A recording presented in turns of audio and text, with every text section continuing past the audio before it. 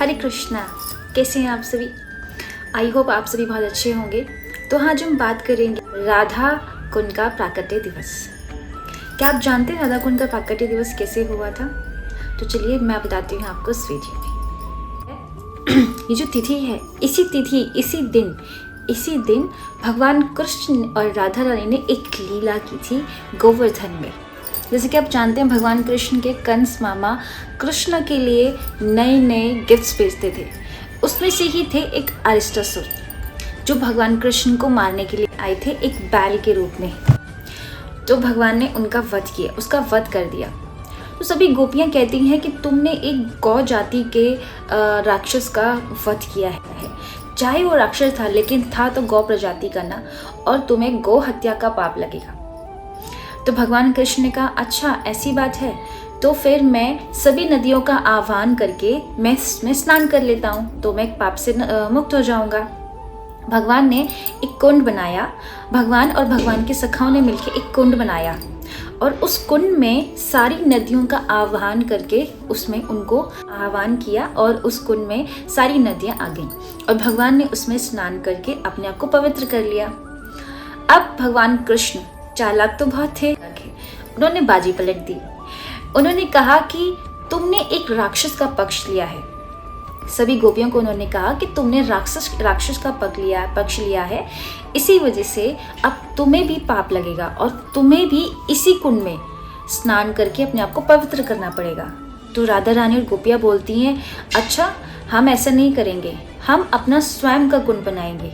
तो राधा रानी और सारी गोपियाँ मिलके अपने हाथ की कलाई से उन्होंने एक चूड़ी उतारी और सबने अपनी चूड़ी से एक कुंड बनाना शुरू किया। कुंड बनने के बाद अब वो मानसी गंगा से थोड़ा थोड़ा जल लाकर उसमें डाल दी, लेकिन उसमें बहुत समय लग रहा था और वो सभी बहुत थक गई थी। तो भगवान ने उनकी इस परेशानी को देखकर राधा रानी के सामने प्रस्ताव रखा कि तुम ऐसा करो, मेरे ही कुंड का जल ले लो और उसके बदले में तुम हमें डेली बस थोड़ा दही और माखन दे देना। सारी गोपियाँ तब भी नहीं मानी। उन्होंने बोला नहीं, हम फिर भी परिश्रम करेंगे।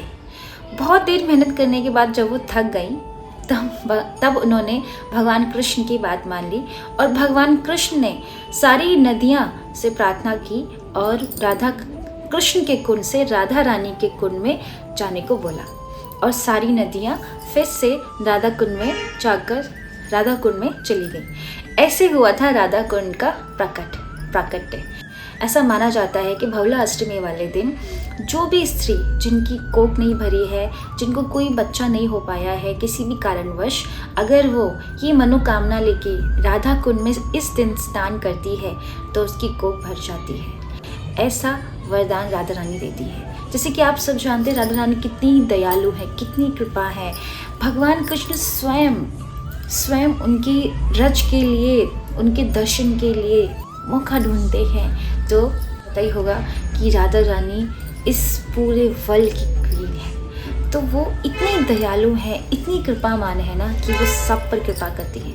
ऐसा नहीं है कि जिस स्त्री को ही नीड हो वही जाए, सभी लोगों को जाकर इस दिन राधा कुंड में स्नान करना चाहिए, पर कोशिश करना चाहिए कि हम उसको स्विमिंग पूल की तरह ना यूज़ करें। जैसे कि लोग जाते हैं वहाँ पे जाके स्विमिंग पूल की तरह तैर रहे हैं, डुबकी लगा रहे हैं। नहीं, हमारा इतना सामर्थ्य नहीं है, हम अभी इस लायक नहीं, हम इतने पवित्र नहीं हैं कि हम राधा कुंड में जाके स्नान कर सकें।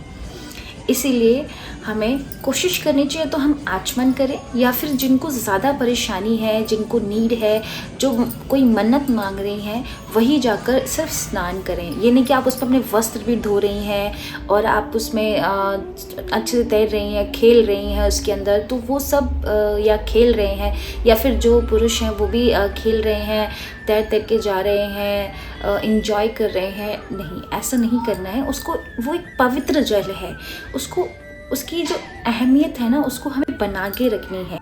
तो ये सिर्फ राइट वहाँ के ब्रजवासियों के लिए है। वहाँ के जो ब्रजवासी जो होते हैं वो बहुत ही पवित्र होते हैं और भगवान उनसे बहुत प्रेम करते हैं।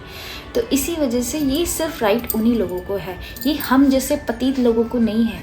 तो हमें मर्यादा में रहकर राधा कुंड में स्नान करना चाहिए और या फिर सिर्फ आचमन करना चाहिए और राधा कुंड को प्रणाम करना चाहिए और राधा रानी से कृपा मांगनी चाहिए कि वो अपनी कृपा हमें दें। राधा कुंड के पास बैठकर ही राधा कृपा कटाक्ष स्तोत्र का पाठ करना चाहिए या फिर उसे सुनना चाहिए, क्योंकि उसके शब्द जो श्लोक जो है बहुत टफ हैं, हर कोई नहीं पढ़ सकता। तो हमें उसको सुनना चाहिए और राधा रानी से अपनी कृपा की प्रार्थना करनी चाहिए, धाम का वास मांगना चाहिए। हरे कृष्ण।